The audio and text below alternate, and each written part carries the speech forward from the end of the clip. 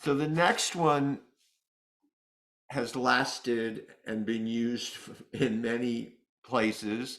It's also from the 1920s, Puttin' on the Ritz. Um, and it is an example of the 20th century, the jazzy syncopated style, which sort of came from ragtime. Once we get to the actual song, we have the same notes. It's the same ascending arpeggio of an F minor chord, but the rhythm makes it syncopated the same way you have fascinating rhythm. I got you on the go, fascinating rhythm. Da, da, da, da. You hear this phrase that goes over the regular square phrasing, but it's syncopated, same as with ragtime. Da da da dum ba dum ba dum ba da da da da da dum ba dum bum. Anyway, so that's an example. Another interesting thing is that it's in the minor key. It's funny that Cole Porter, who was one of the most famous Tin Pan Alley songwriters of the 20th century that wasn't Jewish, he deliberately decided to write in minor keys because he thought there would be an appeal, um, because the Jewish music uses the minor keys, and he thought that's the way he would have hit songs. And a lot of his songs are like that. So this is Putting on the Ritz, and it was used in lots of shows and movies. And you probably remember Mel Brooks used it in Young Frankenstein, as a joke where Dr. Frankenstein and the monster Frankenstein, played by Peter Boyle, um, they're in a top hat and tails and a cane, and they sing the song, but the only thing that the monster can say is "Putting on the Ritz," like a monster. So if you don't remember, you should, or if you've never seen that, you should look for that one scene on YouTube because it's hysterical. Putting on the Ritz. Yeah, we're right.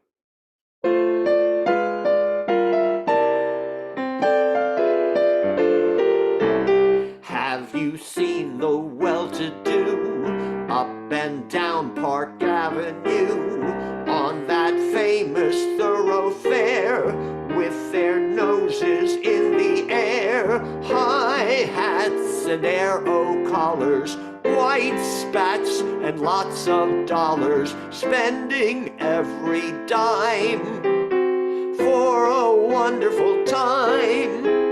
If you're blue and you don't know where to go to, why don't you go where fashion sits? Putting on the Ritz. Different types who wear a day coat, pants with stripes and cutaway coat, perfect fits. Putting on the Ritz.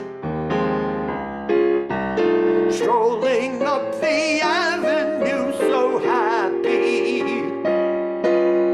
all dressed up just like an English chappie, very snappy. Come let's mix where Rockefellers walk with sticks or umbrellas in their mitts.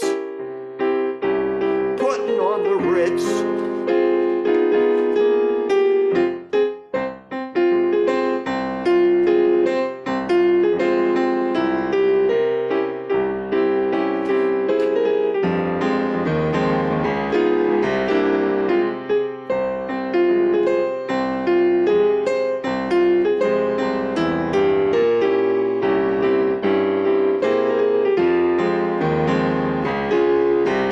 Dressed up like a $1,000,000 trooper, trying hard to look like Gary Cooper, super duper. Come let's mix where Rockefellers walk with sticks or umbrellas in their mitts. Putting on the Ritz.